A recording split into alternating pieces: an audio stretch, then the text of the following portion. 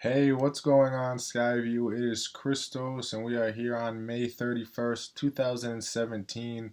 The SPY down around 0.18% today, so nothing huge, pretty normal considering the last few weeks. It seems like our down days don't go much further than 0.18% or so. Nonetheless, we are still just kind of going nowhere, kind of just stuck in this largely sideways range that we've been in, right? Yesterday's volume was the lowest volume bar of the year and probably last few years, maybe with the exceptions of certain days like Christmas Eve or something like that. But very low volume yesterday, even the day before that. Today looks like we'll be soaring over those days as far as volume goes. So that's nice, but still really not much action or intraday action going on. We did get a pretty big sell-off to start the day. I think we opened up a couple of points and then we were down like 6, 7 points maybe at one point. But then the bulls did come in and buy that dip as they have been doing. If we take a look at the VIX, should be increasing slightly again, another 4% plus rise today in the VIX, similar to yesterday. So that's nice. At least volatility is trying to creep up, right? And hopefully it does. And we get a VIX back above 12, 13, 14. And that'll give us a lot more opportunity out there in the market. Nonetheless, we do need to stay active here. So why don't we take a look at our watch lists and see if we can get another trade on today. Now, earnings season is pretty much over, so this really opens up the stock watch list to us. If you've been watching a lot of the trade review videos or the live trade videos over the last week or just last month in general, we were kind of defaulting to this ETF watch list just because so many of these stocks had earnings. But now that that's kind of cleaned up, we can start to just take a look at these stocks and see if there's anything that catches our eye. SLW, Silver Wheating, is about a $20 stock. It's usually tough for me to find anything to do in there, so I'm just going to pass. Snap, I'm just not too interested in trading Snap. I've traded it twice so far, and both times were winners. They were small winners. But actually both times Snap really went against me heavily, and I was able just to stay patient with my loss, and time bailed me out both of those trades. So I'm going to pass on Snap for now, look for something a little bit better. Plus the IVR doesn't really calculate in Snap just because it is a newer stock. I'm not sure what they need for it to calculate. Looks like the 12-month is calculating at 7 here. And if we do just take a look at what it says here, if we just type in Snap and then we go to the bottom of all of these option chains, yeah, it's not even populating here as far as what the IVR is on this. So I mean, there's definitely things to do in there. Definitely has some decent premium on all of the strikes. And you can trade smaller because it does have these dollar-wise strikes. So this is probably something we will consider down the line, but for right now, not too interesting. It also looks like these markets have gotten a little bit wider. They were around that 10-cent mark, and you see a lot of these at 10 cents here, but some of these at 20 cents, a little bit wider, 15 cents here, 15 cents here. They were mostly around 10 cents over the last couple months, if I remember. So maybe some people are starting to lose interest in trading Snap. I am not sure. I'm going to pass on that. Lulu, looks like we have earnings in Lulu on 6/1, which is tomorrow. So definitely don't want to be trading that. Pandora, $8 stock. Kind of tough to trade that these days. I'll pass there. SPG. Looks like some nice volatility in SPG there. Let's see if there's any earnings or dividends coming up or something. Well, there is an earnings announcement, but this is after the July expiration. Really high IVR in here across the board. Let me just take a look at, I don't trade SPG too often. I don't remember trading it too often at least, so Take a look at the option chain, and that's why I don't trade it too often. You can see the spread on this if we're just looking at around the at the monies. 30-cent spread here, 35-cent spread here, 40-cent spread there, 20-cent spread there. That's just a little bit too wide for me. Maybe you can get filled around the mid price, especially if there's a lot of volume and open interest, but a little bit too wide for me. I kind of like to stay within a 10-cent spread. So that explains why I don't really have much experience trading SPG, but man, that IVR is certainly up there, certainly tempting. But I think I'm just gonna pass for now. Take a look at BWLD, Buffalo Wild Wings. Also has too large of a spread for me. I know we have traded this once or twice and actually made some money on it, but I'm just not the biggest fan of trading something like this. This is a dollar spread here, 50-cent spread there, $1.10 spread here, 90-cent spread here. I'm just not interested in anything like this, so I'm going to pass on that as well. Microsoft, let's see what we got in MSFT. See if there's any earnings or dividends in the way, even though dividends aren't a huge problem. But it looks like there is an earnings announcement on 7/20. Now 7/20 is the day before July expiration. July expiration is 7/21, and the earnings call is the day before. Now Microsoft is a very liquid stock. You can just take a look at the spreads here and get a taste of just how liquid it is. So we scroll down to around the at the monies. You can see just a 2-cent spread here, right? 2-cent spread, 1-cent spread on this side, 1-cent spread. So these are very liquid options. Now it does kind of stink that there is this earnings announcement the day before expiration, and we generally try to avoid trades that have earnings within the cycle that we are trading. But the only time that I personally like to break that rule is when there's a couple parameters.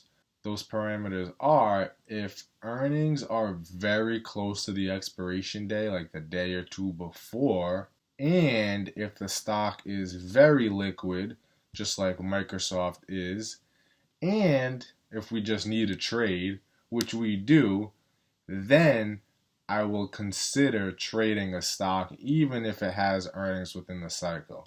But again, remember, earnings have to be close to the expiration day.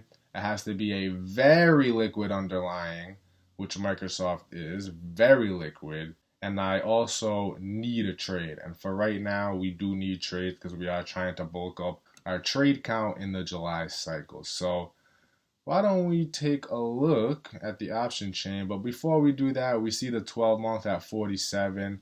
Obviously, one of the highest IVRs on the board right here. 12-month at 47, 6-month at 55, and 3-month even higher at 63.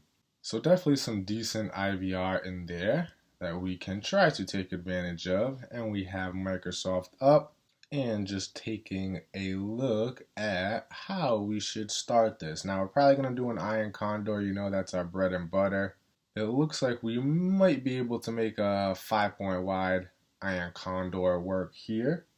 Just kind of looking around that 30 delta or price of $1 area here. That kind of brings us to this 67.50 to 65 area. Why don't we just short this 67.50, and that would be right here at the 29 delta. And I mean, we could try to trade a little bit smaller and just go 2.5 points wide, but that's not going to pick up a lot. If we sell something for 92, buy something for 47, well, why don't we just try it actually? It's not even going to pick up 50 cents, picks up 47 cents. And then if we kind of just went to the call side and did the same thing, 30 delta here brings us to the 72.50. Let's short that and just go $2.50 wide. This actually does pick up a decent credit of $1.02, but it's pretty close to 50% of the spread's width, or 1/2 of the spread's width. We're collecting $1 and the spread is $2.50, or that's how wide the Condor spreads are. $2.50 wide on each side, picking up $1. That's close to 1/2 of the spread's width, and we might want to manage something like that a little bit faster at around 25% as opposed to 50%. And when I'm managing things at 25% of max profit, I usually want to be collecting, over $2. So that way I can at least manage it for a 50-cent winner. So I don't really think this is something that we're interested in here. We're not just trying to make 25 cents. That's just personally not worth it for us. So why don't we get rid of this and let's just try to widen it out a little bit. Let's keep our same short strikes around the 30 delta on each side. So that's the 67.50 here. And then we'll go 5 points wide to the 62.50. That brings us to the 9 delta. So we can go ahead and do that. We can pick up 71 cents on that side. And then if we go over to our call side, again, we'll short this 72.50, which is the 30 delta, kind of right in my wheelhouse. And then we'll go 5 points wide to the 77.50, which is the 7 delta, and buy that for a little protection. And this picks up $1.46, $1.47, and this is one that we will look to manage at around 50% of our max profit. So I am a fan of that. Short the 67.50 and the 72.50. We can take a look at the chart. 67.50 is around right here. 72.50 is around right here. And what we'll do is, how about we just route the order first? And then we can draw some price slices into the chart. So I will right click here, click confirm and send. Edit the order just so we can see the spread width that we're working with. Very tight, only 2 cents wide. Of course, we are going in right at the mid price at 146 there. And let's see if we can get a fill. No fill. Okay. So let's just draw in some price slices on the chart and stick right here. Let it just sit in our working orders for a little while. Maybe we can get a fill. In the meantime, we can draw some price slices on the chart. So we know we're short the 67.50 and the 72.50. And I'll have a little pop-up that you can skip this if you'd like. But the 72.50 is around right here. And why don't I get the right tool out first?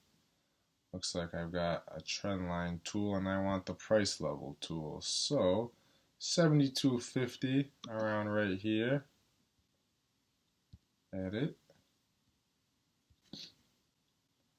And then 67.50 around right here. Edit that. Look at that, didn't even need to edit it. And then 5 points wide on the put side brings us to 62.50.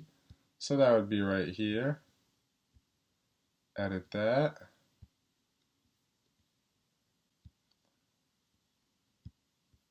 And then 5 points wide on the call side, 5 points wide from 72.50 brings us to 77.50. So I'll just put it in there and then edit the properties.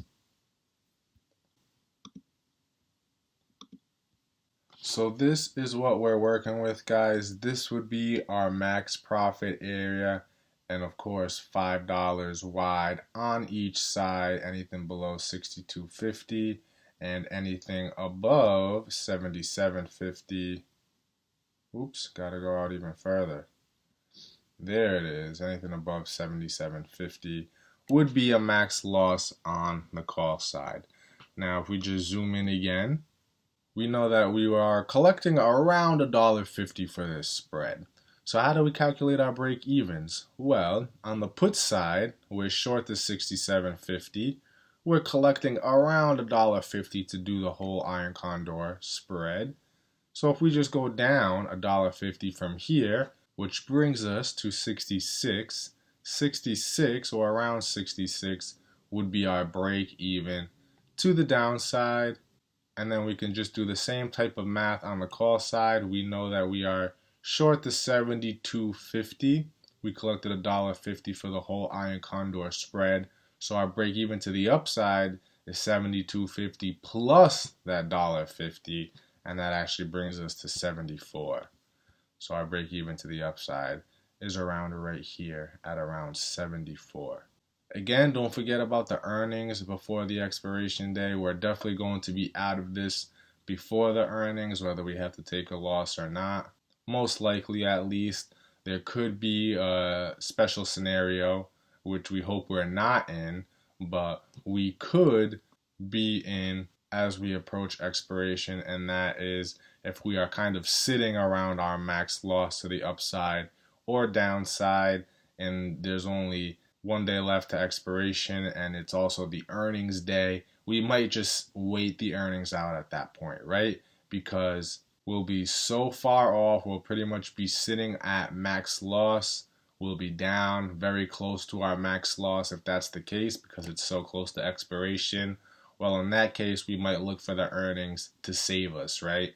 And cause a big move that maybe puts us back on the dance floor. But if we just have like a small win or a small loss around expiration day with the earnings, we will likely take it and not sit through the earnings. So the only reason we'd sit through the earnings is if we are pretty much already down as much as we can lose, and the earnings can only help us. But of course, we hope to be out of it way before the earnings date and the expiration date. We hope to manage this for a 40 to 50% winner before we even have to get there. And hopefully we can do that. But first, we need to be filled, right? And we are still not filled on this order. I'm just going to move this back. So maybe we can go ahead and just cancel, replace the order. Oh, it looks like the mark did move to 145 here. Mark is the mid price. But we're still not being filled at 146. So why don't we just check out the spread again. We'll cancel, replace. And of course, that's why we are not filled, because the mid price is moving down on us and we are looking to collect a higher price than the mid price. So that can't really happen. Let's move it down to 145. Ooh, looks like the mid price is now 144. So kind of jumping around. Let's go in at 145, see if that works. Still nothing, it looks like. That is a shame. Well, let's sit here for another minute or so. See what the market's up to. Probably nothing much, right? It looks like it's accelerating a little bit to the downside, down 0.27% now. I think when we started the video it was around 0.18%. So a little bit of acceleration to the downside, and that never hurt anybody. And the VIX maybe up 5% now. Yep, over 5%, almost 6% for the day. So starting to creep back up. Still no fill on this Microsoft trade. Let's go back to it. Looks like the mid back up to 146. Still no fill at 145. So see guys, we go through the same thing as far as fighting with the spread. If we went down to 144, we'll probably be filled. Check it out here. Let's give it one more shot as we see the spread bouncing around. Let's move it over to 144. This is probably going to fill us instantly here. There it is. So we're filled at 144 there. Just adding another trade to our portfolio. You see it now in our filled orders. And here it is in our position statement here. So again, just looking to manage this trade at around 40 to 50% of max profit. Max profit would be $144 since we collected $1.44 and we have one contract left. So that's about it for this video, guys. Thank you for listening. I hope you learned something from it, and until the next video, take care.